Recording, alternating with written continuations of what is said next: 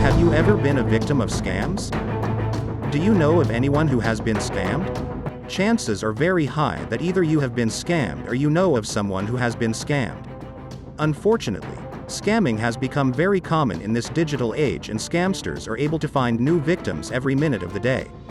In fact, scammers have made big bucks by scamming innocent people, and due to the low likelihood of ever getting caught by law enforcement, they continue to target new victims incessantly.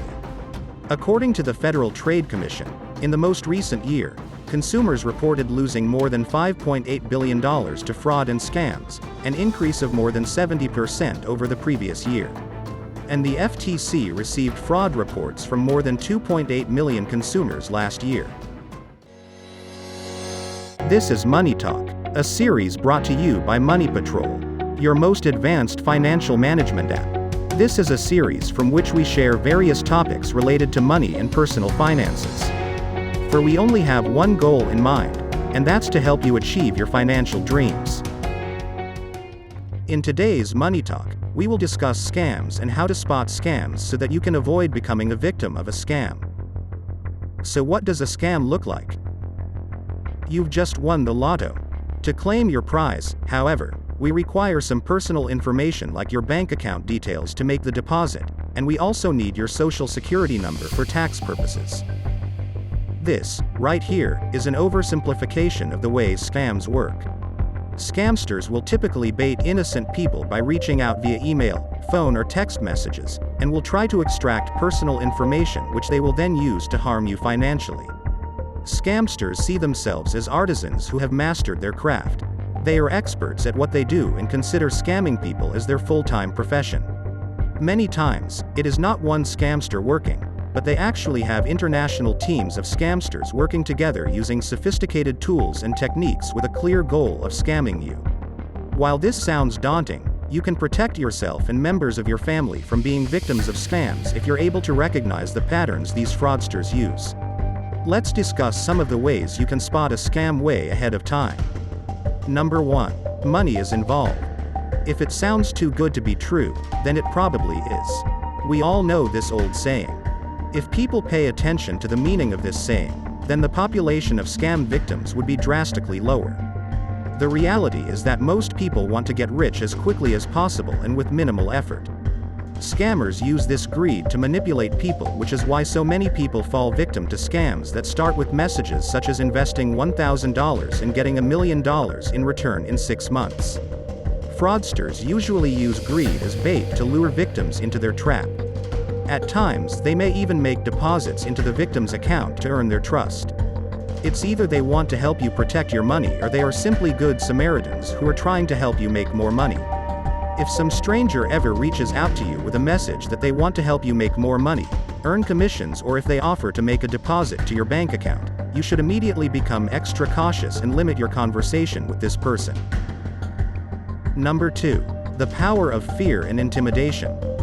Scammers are masters of psychology, and as such, they employ techniques that make people bend to their will with minimal resistance. They may at times use fear to manipulate you into doing something you wouldn't normally do. They could tell you something is wrong with your account, or they could tell your child that he's going to be arrested for downloading pirated software. They may ask you to fill out a form containing your personal details or pay a fine to make atonement for your crimes. Similarly, you may receive a call from some 1-800 number, and the caller pretending to be an IRS agent. They may even have the background noise of an office to make it seem like they are calling from a real IRS office. They will use threatening language accusing you of not paying the correct amount of taxes and saying that if you pay right away, then they can give you a discount. Or otherwise, they will have to send law enforcement to your home to arrest you. This is literally blackmail under false pretense. If anyone ever reaches out to you saying that they are calling you from the IRS or any governmental agency or any financial institution, do not continue the conversation with them.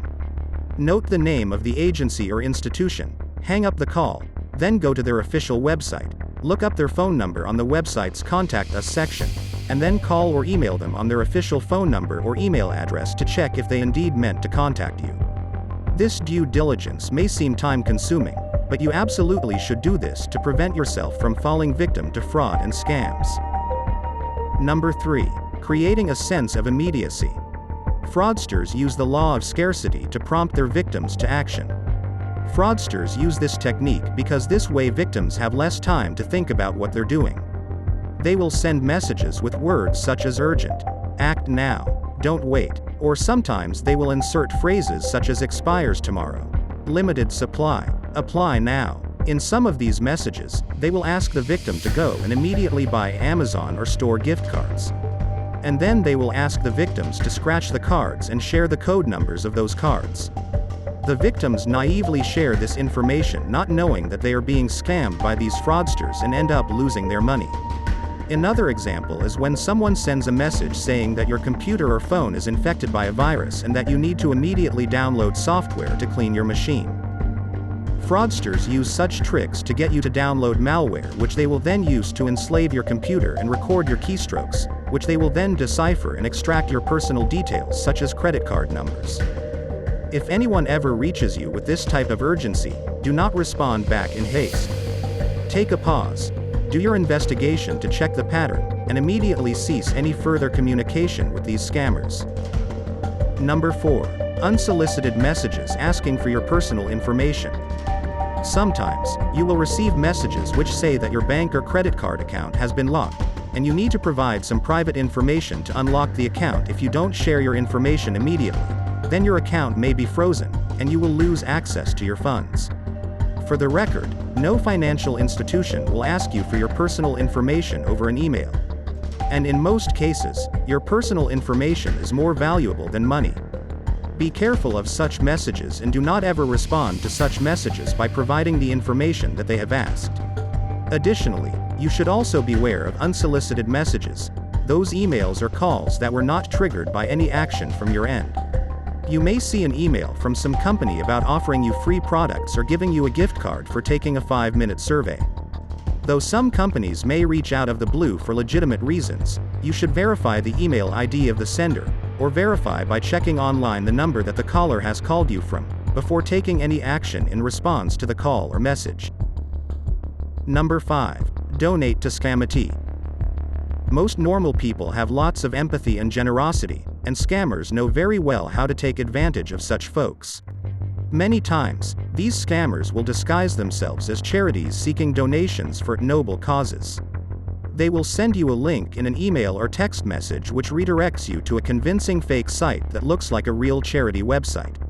In the email, they will also have some sort of sob story to invoke feelings of empathy, prompting you to donate to the noble cause. Not just online. Many scamsters even send snail mail with great-looking envelopes, making it look very authentic and asking people to send cash or checks to their address to help support that noble cause. Remember that the best way to donate to a charity is by going directly to charity's website and proceeding from there. If you're suspicious of any website, do some research about that website. Or you may also check the domain name through give.org to determine if the charity is legit or not. Number 6. Messages from the Nigerian Prince. And look out for those emails and texts from someone pretending to be a Nigerian prince or some sort of royalty from some country asking for your help to get his money out of his country in return for a big commission. These scamsters will pretend to be anyone, and in fact, could also pretend to be your friend or relative, who is in his travels and has lost his wallet and is in urgent need of money. Additionally, they will intentionally send out emails or messages riddled with grammatical, typographical errors. They do this because they're out to target the most gullible people they can find.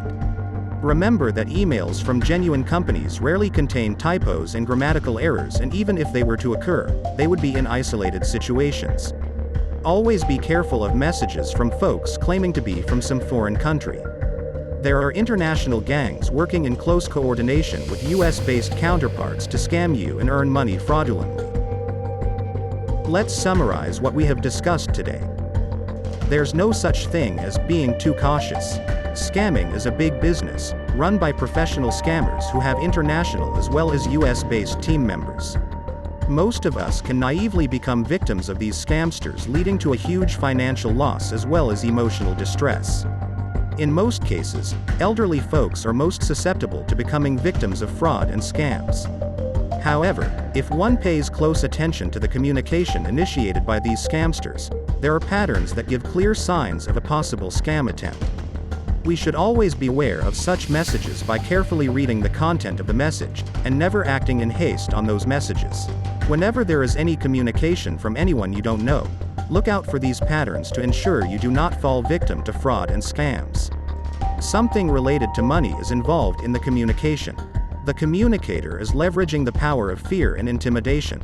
The communicator is creating a sense of immediacy. The communicator has sent unsolicited messages asking for your personal information.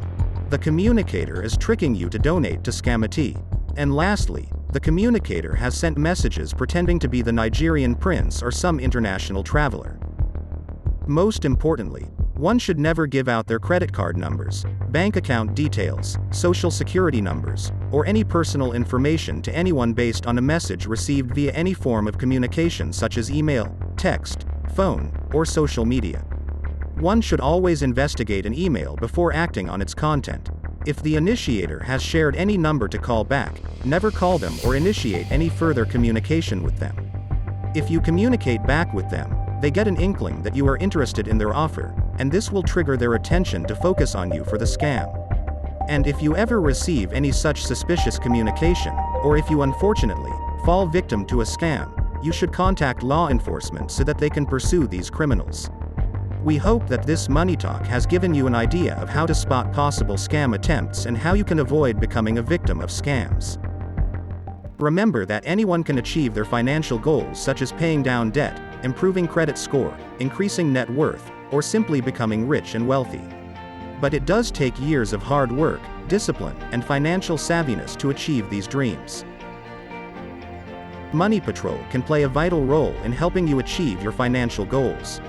Start your free trial today and take the first step towards your financial success by creating your account on MoneyPatrol.com. Thank you for watching. If you enjoyed this Money Talk, please subscribe, like, share, and comment down below. We will highly appreciate it.